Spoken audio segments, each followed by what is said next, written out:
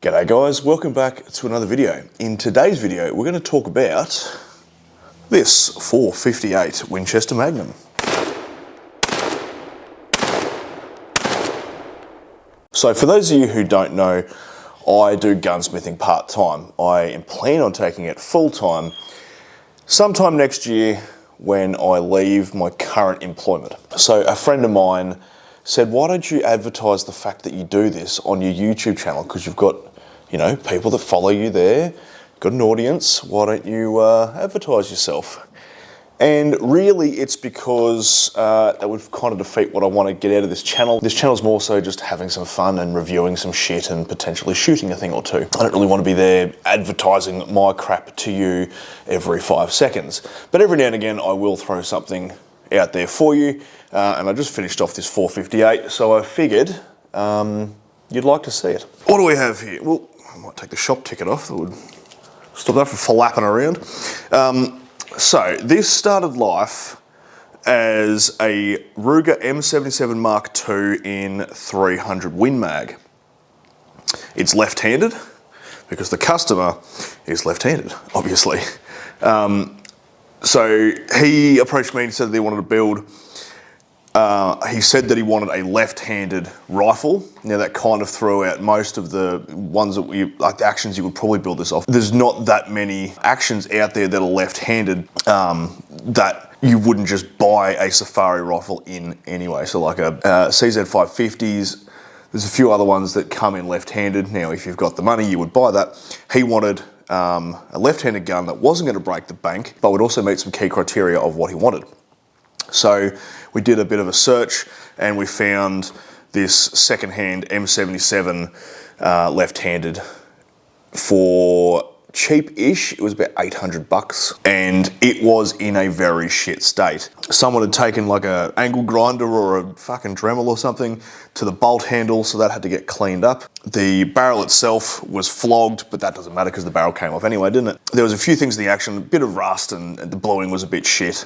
So there was a bit of TLC that needed to happen first. So the first thing that I did was pull the rifle down, clean up that bolt handle. That was the very first thing I did because I wanted to figure out whether I could fix that before having to go down the path of trying to find another bolt. We'd already made the decision that if that couldn't be fixed and we couldn't source another bolt, this rifle was just going to get sold off and then he was going to look for something else. Now this was bought sight unseen, hence the fact that he didn't know it had that when he bought it. He bought it and when he picked it up, that's when he realized. And he was like, oh shit. Anyway, so did all that and then blueprinted the action.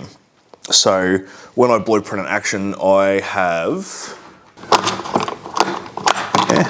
So when I blueprint an action, I have this little doohickey here, which is just a plunger, and that allows you to put pressure onto the face of the bolt so you can lap in your lugs.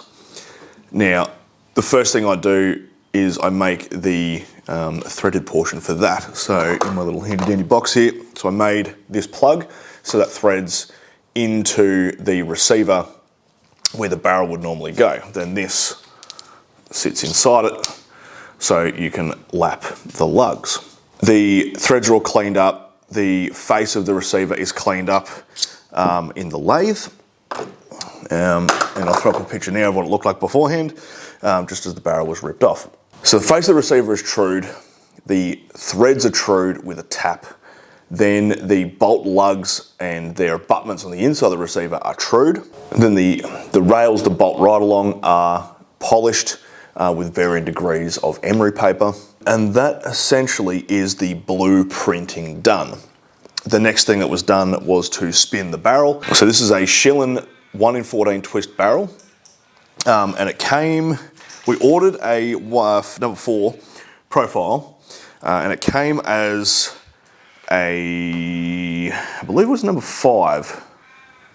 It was either way, it was the next size up, right? So we'd already ordered the barrel band and the front sight band.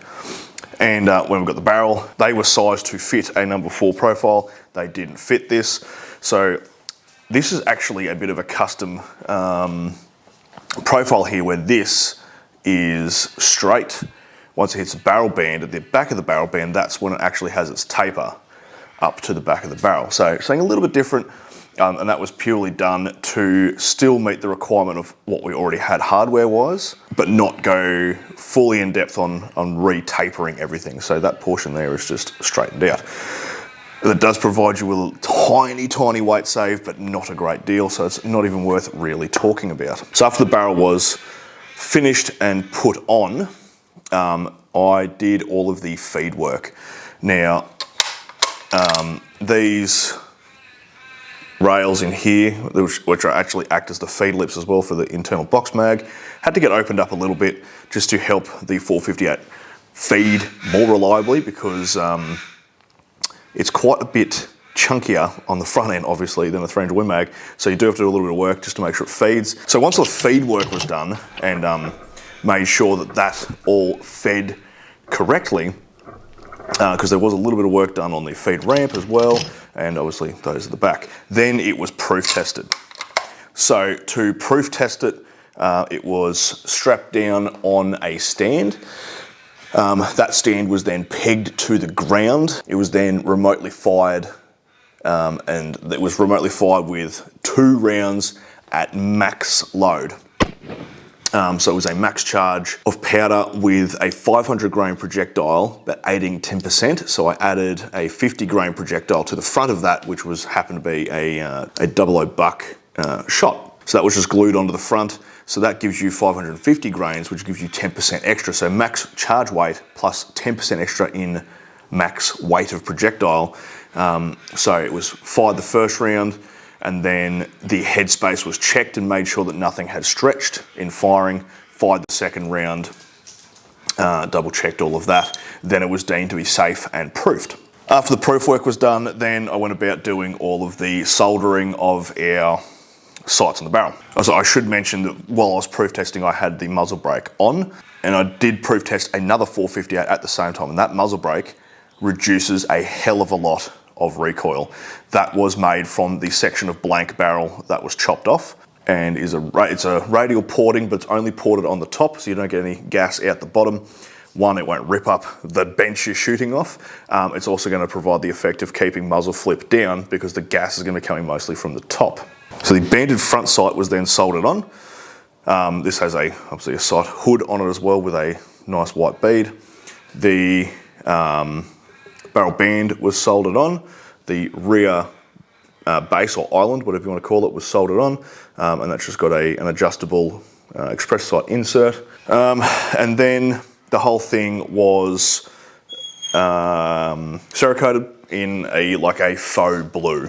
I think it turned out pretty good. It looks like bluing. You can't really tell that it's Cerakote, but it is. So it gives it a bit of more durability. In fact, one thing I forgot to mention, down in here that you can't see, there is actually a extra recoil lug soldered on to the barrel shank. And I'll throw some photos now.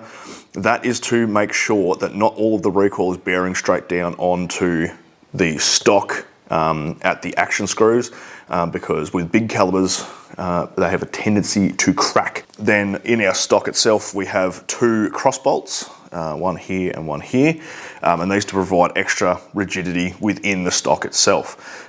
So they're glass bedded in, and they were left proud, and then they were sanded down to be flush with the wood. Now that was a bit of a pain in the ass because they are hardened.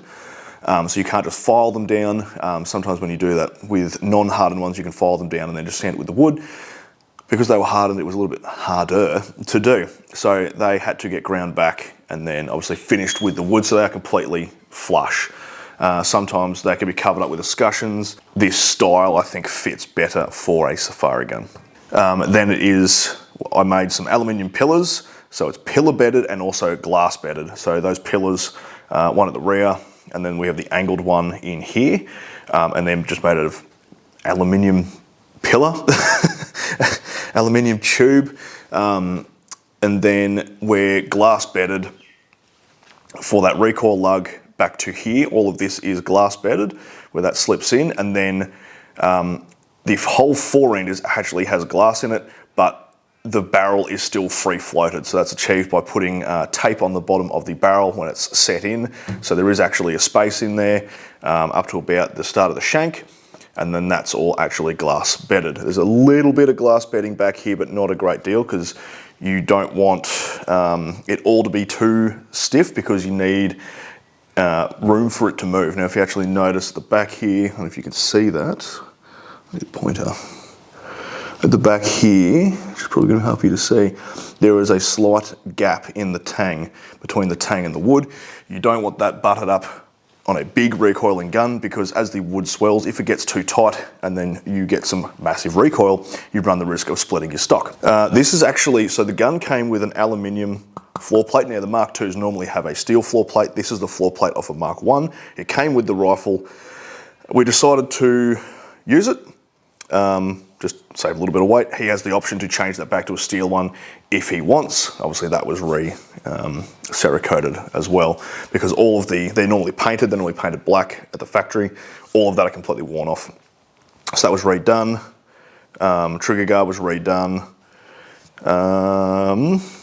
We have a double screw sling swivel at the back. So that was set in, glassed in, and then profiled to match with those screws nice and timed. And then we have a MkII's 1-inch recoil pad on the back, which brought up his length of pull to how he wanted it to be for him. So I sized him up for that. And obviously it's been ground to fit perfectly. There's no lip there. And then the whole stock has been oil finished. Now the stock probably needs a few more coats. It's a bit satin at the moment. But for now, it is pretty good. If he wants to continue, obviously this gun's going back to the customer as is. Now, if he wants to continue to make it more shiny, he will put more and more coats of oil onto it, and I will give him a little bottle of oil. If not, then he can just beeswax it as a protective coat. So that's up to him. He kind of wanted it to be left like that so he can play around with it. He's a bit of a tinkerer. Yeah, I'm trying to think, is there anything else that was done?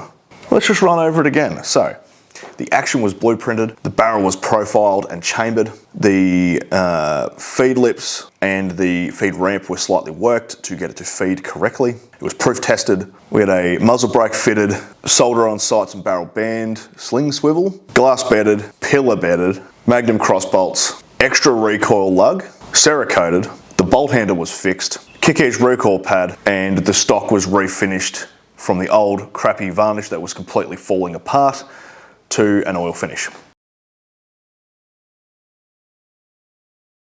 So there you go. I'm pretty happy with that. I'm quite proud of how that turned out. I think he is going to really, really like it. Anyway, as I said, don't get worried. I'm not trying to advertise to you every 5 seconds on this channel. So back to your normal viewing next time you watch a video. Anyway, hope you got something out of that. See you next video, and hooroo.